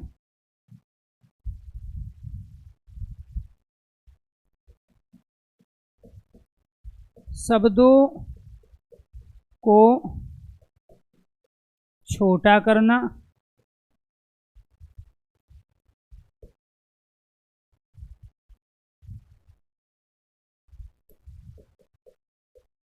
शब्दों को पूरा न लिख कर उनका संक्षिप्तीकरण करना, उनका संक्षिप्तीकरण करना, या उनको संक्षेप में लिखना, उनको संक्षेप में लिखना। जैसे आपने यहाँ शब्द प्रयोग किया डॉक्टर, यहाँ आपने प्रयोग किया पंडित जवाहर लाल नेहरू। क्लियर। इसके बाद यहाँ आपने प्रयोग किया भारतीय डाक सेवा, इसको क्या बोलते हैं, लांघा बोलते हैं। क्या बोलेंगे इसको, लांघा। Delhi police, Uttar Pradesh police, Madhya Pradesh, Uttar Pradesh. Clear. तो ये इंग्लिश में लिखेंगे तो भी हम प्रयोग करेंगे, ठीक है। इसी को प्यारे बच्चों यहाँ क्या लिखेंगे, डीपी, ठीक है। तो आपको ये ध्यान रखना है कि आप प्रयोग कर रहे हो यहाँ पे हिंदी में MA, आप प्रयोग कर रहे हो B.Ed, तो आपको ये ध्यान रखना है, आप प्रयोग कर रहे हो BA, आप प्रयोग कर रहे हो MPhil, तो आप क्या करते हो, आप ऐसे प्रयोग करते हो। तो ये ध्यान आपको रखना है कि यहाँ शब्द के शॉर्ट फॉर्म, शब्द के शॉर्ट फॉर्म के रूप में हम इनका प्रयोग करते हैं लांघाओं का। तो लांघव एक ऐसा चिन्ह है प्यारे दोस्तों जो शब्द के संक्षिप्त रूप को हमें बताता है। शब्दों को छोटा करने के लिए, समय बचाने के लिए, धन की बचत के लिए। धन बचत कैसे होगा? पेन आप यूज कर रहे हो, उसकी इंक लगेगी। इंक लगेगी तो जब आप छोटा प्रयोग कर लोगे, पूरा नहीं लिखोगे उत्तर प्रदेश पुलिस, तो वो इंक बचेगी। इंक बचेगी तो धन बचेगा भारत का। दूसरा समय बचेगा, क्योंकि समय लिखने में समय लगता है, और जब आप कम समय में किसी चीज़ को लिख पाओगे तो उसमें जो समय की बचत हुई। तो इसी वजह से कई बार ये भी पूछा जाता है आप किस तरीके दृष्टि से इनका प्रयोग करते हो, तो समय और धन की बचत के लिए करते हैं। तो यहाँ क्या है, आपको लांघव चिन्ह जो होता है, लांग जाना होता है। जैसे कोई रोड है और उस रोड पे कोई नाली आ गई, तो आप क्या करते हो कि पहले नाली में पैर रखोगे फिर रोड के ऊपर, ऐसा कभी नहीं करते। उसका रीज़न ये है कि नाली को आप लांग जाते हो। अगर नाला है तो उसको प्यारे बच्चों ये तो तैर के पार करोगे, उसके ऊपर पुल है वहाँ से आप जाओगे, ठीक है। तो या कोई दूसरा और तरीका हो सकता है उसको पार पाने का। जो आप नाले को जो बिना उसके ऊपर से पुल है या पुलिया है उसके ऊपर से जो जा रहे हो उसी को लांघना कहते हैं, ठीक है। जो आप नाली होती है छोटी, उसके में पैर ना रख के उसके ऊपर से जो आप गुजर जाते हो उसको क्या बोलते हैं? लांग। कोई गड्ढा है, गड्ढे के ऊपर से गाड़ी को भगा देना, गड्ढे के ऊपर से गाड़ी को कुदा देना, या बाइक को बिना गड्ढे को टच किए उसके ऊपर से जंप करवा देना, वो सब क्या था? लांघा होता है। ऐसे ही शब्दों के साथ होता है। तो जब हम शब्दों के साथ यहाँ प्रयोग करते हैं प्यारे दोस्तों, जैसे हम पूरा डॉक्टर को पूरा ना लिखे, इस रूप में ना लिखे, इसको आपको ये ध्यान रखना है, इस रूप में ना लिखे। हम किस रूप में लिख रहे हैं? इसमें। तो आपको दूसरी चीज़ ये ध्यान रखना है, इसका प्रयोग हमेशा नीचे ही होगा, आप बीच में नहीं प्रयोग कर सकते। कभी आप यहाँ इसमें ऐसे करोगे, ऐसा प्रयोग करोगे तो ये तो डाव कहलाएगा। तो इसका प्रयोग हमेशा कहाँ होता है? नीचे होता है। तो ऐसा नहीं है कि केवल अंग्रेजी के जो शब्द हम हिंदी में प्रयोग कर रहे हैं उन्हीं में प्रयोग करेंगे, हर तरह से हम प्रयोग करते हैं, ये आपको ध्यान रखना है। तो ये क्या कहलाया? ये भी आप डॉक्टरी पढ़ा जाएगा। इसको क्या बोलोगे आप? पंडित जवाहरलाल नेहरू, क्योंकि नेहरू बताता है कि यहाँ पंडित और ये जवाहरलाल, ठीक है। तो इसीलिए यहाँ ये भारतीय डाक सेवा, तो इसका मतलब क्या हुआ? भारतीय डाक सेवा। ऐसे भारतीय प्रशासनिक सेवा, आप IAS IPS लिखते हो ना, ऐसे IAS ऐसे लिखते हो आप IPS, तो ये जो इंग्लिश में लिखा जाएगा ऐसे हम लिखेंगे यहाँ पे भारतीय प्रशासनिक सेवा, भारतीय पुलिस सेवा लिखेंगे। तो ये भारतीय प्रशासनिक सेवा, भारतीय पुलिस सेवा में भी हम लांघव चिन्ह का प्रयोग करते हैं। तो ये यहाँ दिल्ली पुलिस है। अब छोटे बच्चे हैं, उनको नहीं पता ये कोई चिन्ह है जिसका प्रयोग हम शब्दों को छोटा करने के लिए करते हैं। तो घर में जो 4, 5 साल 6 साल के बच्चे होते हैं वो इसको दीपू पढ़ते हैं कि दीपू आया था, दीपू चला गया, क्योंकि उनके शोल्डर पे लिखा होता है, यहाँ पे नेम प्लेट के आसपास लिखा होता है, तो वो इसको दीपू ही पढ़ते हैं। तो वो उत्तर प्रदेश को यहाँ पे ऊपर पुई पढ़ते हैं, उत्तर प्रदेश को यहाँ उत्तर प्रदेश को ऊपर पढ़ते हैं। तो उसको नहीं पता होता है कि यहाँ इसका मतलब डॉक्टर होता है। उनके लिए तो ये दिल्ली पुलिस ना हो कि क्या है, ये दीपू है। लेकिन जिनको ये पता है कि ये चिन्ह का काम करता है, इसका मतलब यहाँ दिल्ली है और इसका मतलब यहाँ पुलिस है, तो वो कहेगा कि ये लांघव में लिखा होता है। तो यहाँ ये Uttar Pradesh, Madhya Pradesh, Uttar Pradesh police, MA BEd BA MPhil, इस तरीके से आप प्रयोग करते हो।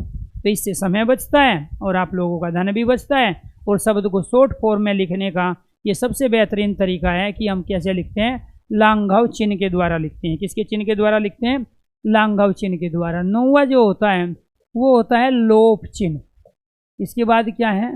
लोप चिन्ह। और लोप चिन्ह जो होता है दोस्तों वो 3 क्रॉस के चिन्ह होते हैं। इन शब्दों का जो हम प्रयोग करते हैं वो अमर्यादित,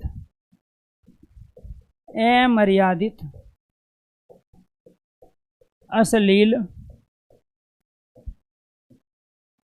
असभ्य, शब्दों, कथनों, शब्दों कथन के साथ लोप कथन के स्थान पर लोप चिन्ह का प्रयोग किया जाता है। लोप चिन्ह का प्रयोग किया जाता है। लोप चिन्ह का प्रयोग किया जाता है। तो कई बार यही पूछ लिया जाता है कि इसका प्रयोग लोप चिन्ह का कहाँ होता है। अब जैसे फॉर एग्जाम्पल आप किसी को गाली देना चाहते हो तो तू यहाँ पे है, अब वो समझने वाला अपने आप समझेगा कि तू क्या है। ये 3 क्रॉस के जो चिन्ह आपने लगाए ना, यहाँ सब वो गाली मत लिखो। ये बहुत बार क्या होता है ना, वर्बली और लिखित रूप में गाली दी जाती है, तो कई बार वर्बली गाली ना दे के रुक जाते हैं। ठीक है, तू है, वो समझने वाला अपने आप समझेगा क्या है, पागल है, कुत्ता है, कमीना है। ठीक है, तो इसके स्थान पे लिखते समय हम क्या करते हैं, 3 क्रॉस का चिन्ह लगा देते हैं। तो जब किसी को भड़ास निकालनी होती है, अपना गुस्सा निकालना होता है, और आप लिख के या कोई मैसेज टाइप करके आप उसको भेज रहे हो, तो वो 3 क्रॉस का चिन्ह लगा देता है, तू है। तो आपको ये ध्यान रखना है प्यारे दोस्तों कि यहाँ पर जब हम इसका प्रयोग करते हैं, लोप चिन्ह का प्रयोग, तो ये हमेशा अमर्यादित, अश्लील और असभ्य शब्दों के स्थान पर किया जाता है। तो यहाँ समझने वाला अपने आप समझेगा कि वो क्या कहना चाहता है। तो यहाँ तू के स्थान पे कमीना भी हो सकता है, कुत्ता भी हो सकता है, बेवकूफ़ भी हो सकता है, मूर्ख भी हो सकता है।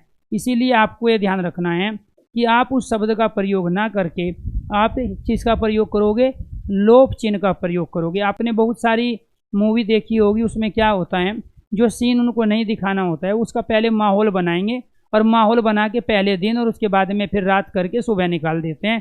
फिर समझने वाले अपने आप समझते हैं कि अब क्या हुआ था। दूसरा आपको ये ध्यान रखना है कि बहुत सारे नेताओं की वीडियो क्लिप बनती है, ऑडियो क्लिप बनती है, और वहाँ पे जो साउंड होती है, जब वीडियो रिकॉर्डिंग होती है उनकी, तो जो वो गाली देता है, तो गाली देते समय वहाँ पे बीप कर दिया जाता है। जैसे रेडियो पे एक भौवा आता है, तो जब भौवा दूसरे के मज़ा लेता है तो वो परेशान होकर उसको गाली देने लगता है, उसको गुस्सा आ जाता है। तो उस गाली को एक सभ्य समाज में नहीं सुनाया जा सकता है, क्योंकि वो एक रेडियो चैनल है, और उस पर जो रेडियो जॉकी है तो वो भौवा का काम करता है, दूसरे की मजाक करता है, उसको गुस्सा आता है, दूसरा आदमी जिसको फ़ोन मिलाता है वो गाली बकने लगता है, और जब गाली बकने लगता है उसको छोटे बच्चे, बड़े बुजुर्ग, माता पिता, एनीथिंग, बहुत लोग उसको सुन रहे होते हैं। तो इसलिए एक सभ्य समाज में आपको ध्यान रखना है कि वहाँ पर वो गाली सबको नहीं सुनाई जा सकती, तो उसके स्थान पे वो बीप किया जाता है। वो बीप का मतलब क्या है, वो लोप है, उसको छिपा लिया। वो कौन सी गाली उसने दी है तो उसको छिपा लिया। इसलिए लिखते समय कई बार आपको ये ध्यान रखना है कि उस गाली का, जब आप सब इंस्पेक्टर बनोगे और कोर्ट में आप जाओगे, तो वहाँ एक गाली लिख के उसके बाद लोप चिन्ह का ही प्रयोग करोगे। आप ये नहीं कहोगे कि इसने मुझे फला फला गाली दी। ठीक है, जब आप FIR दर्ज करते हो किसी की, तो उसमें एक गाली लिखते हो और फिर उसके स्थान पे लिखोगे इसने अमर्यादित, अश्लील, असभ्य शब्दों का प्रयोग किया था। मान के चलो वो गाली दे रहा है, ठीक है, आपको कह रहा है जो है आप FIR दर्ज कर रहे हो एज ए पुलिस कर्मचारी, और वहाँ जो लेडी जब वो गाली दिए जा रही है कि इसने मुझे ये गाली दी इसलिए झगड़ा हुआ, तो आप वो सारी गाली नहीं लिखोगे।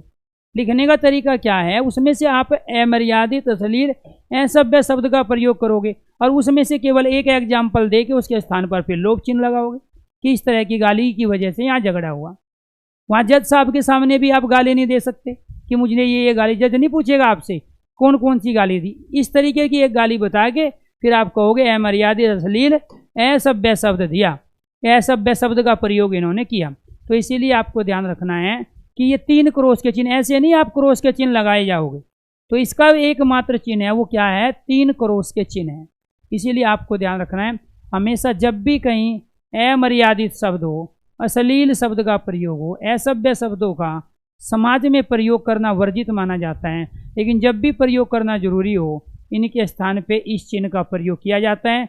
इसके बाद आपको ध्यान रखना जो भी टॉपिक में बचे हैं हमारे करीब 25 विराम चिन्हों का प्रयोग करेंगे तो हाफ ही हुआ है।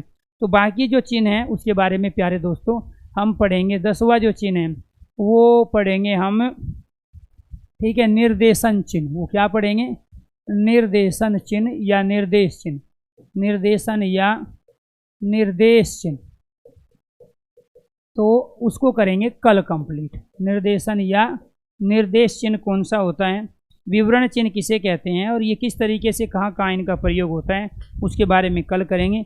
आज की क्लास कैसी रही इसका फीडबैक आप जरूर दीजिए, और जिस भी बच्चे का जो भी डाउट है फटाफट डाउट पूछिए, हमारे पास अभी भी 2 मिनट है। ठीक है, जो भी किसी का डाउट है तो अपना डाउट ले सकते हैं। क्लास का रिस्पॉन्स देना ज़रूरी है, क्योंकि पता चले कि जो चीज़ आपको बताई जा रही है वो आपके सर से ऊपर से जा रही है, वो बहुत ज़्यादा ज़रूरी हो जाती है वो चीज़ें। ठीक है, हाँ, ये समझना जरूरी है। कोशिश करो लाइफ में एक बारी किसी चीज़ को पढ़ो और उससे आप फ्री हो जाओ। ठीक, ओके, थैंक यू। हाँ, 3 क्रॉस का प्रयोग, बिल्कुल केवल 3 का, 4-5 का नहीं करते हैं ना, 1 या 2 का, केवल 3 का। ओके।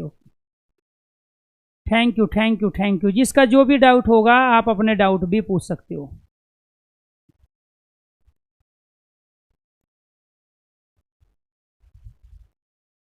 दोनों का ही हम प्रयोग कर रहे हैं, लेकिन जब पूछा जाए व्याकरण कोटिक की दृष्टि से कौन सा जाए सही है, ये वाला कि ये वाला, तो फिर आपको ये ध्यान रखना है भाषा विज्ञान और व्याकरण शास्त्र से हम शुद्ध और अशुद्ध वर्तनी तय करते हैं। भाषा विज्ञान दोनों को ही सही मानता है, व्याकरण ये कह रहा है कि नहीं हम इसी का प्रयोग करें, क्योंकि उच्चारण तो देखो जो उच्चारण की जाती है वही वर्तनी सही है। आपको ये ध्यान रखना है, उच्चारण में अगर आप आई का प्रयोग करें तो उसमें आई आएगा, उच्चारण में ये का प्रयोग कर रहे हैं तो ये आएगा। हाँ पिछली क्लास तो हो चुकी है, वो तो फ्राइडे को क्लास हुई थी आपकी, ठीक है। वसुद और ऐसुद वाक्य, उसमें कोई दिक्कत है तो आपको प्रॉब्लम होगी, क्योंकि कई बार आप अपना आईडी पासवर्ड बहुतों को वो कर देते हैं, ठीक है, इस वजह से नहीं चलती। अगर उसमें कुछ प्रॉब्लम है टेक्निकल टीम का काम है, वो अपने आप देख लेते हैं, ठीक है।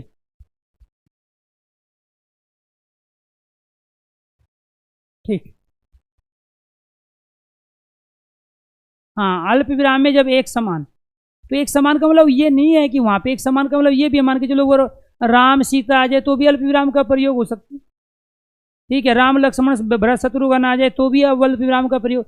एक समान का मतलब होता है वो उनका आधार किसी भी दृष्टि से समान होना चाहिए, या तो वो लिंग की दृष्टि से, या वचन की दृष्टि से, संज्ञा की दृष्टि से, या किसी भी व्याकरण कोटि की दृष्टि से आधार समान होना चाहिए। यानी कि शब्दों के साथ हमेशा अल्प विराम का प्रयोग आप करोगे, ठीक। नहीं, 3 से अधिक लगातार कोमा का प्रयोग कर ही नहीं सकते हो लिखते समय, क्योंकि आपको बाद में एग्जाम देने हैं, ये भर्ती होने के बाद में वहाँ डिस्क्रिप्टिव एग्जाम होते हैं, जैसे पीसीएस के एग्जाम है, ये भी है। उसके ऊपर प्यारे दोस्तों आपको ध्यान रखना है, डॉक्टर में शुरू में डे शब्द आया वहाँ उत्तक्षेपित व्यंजन का प्रयोग नहीं करोगे।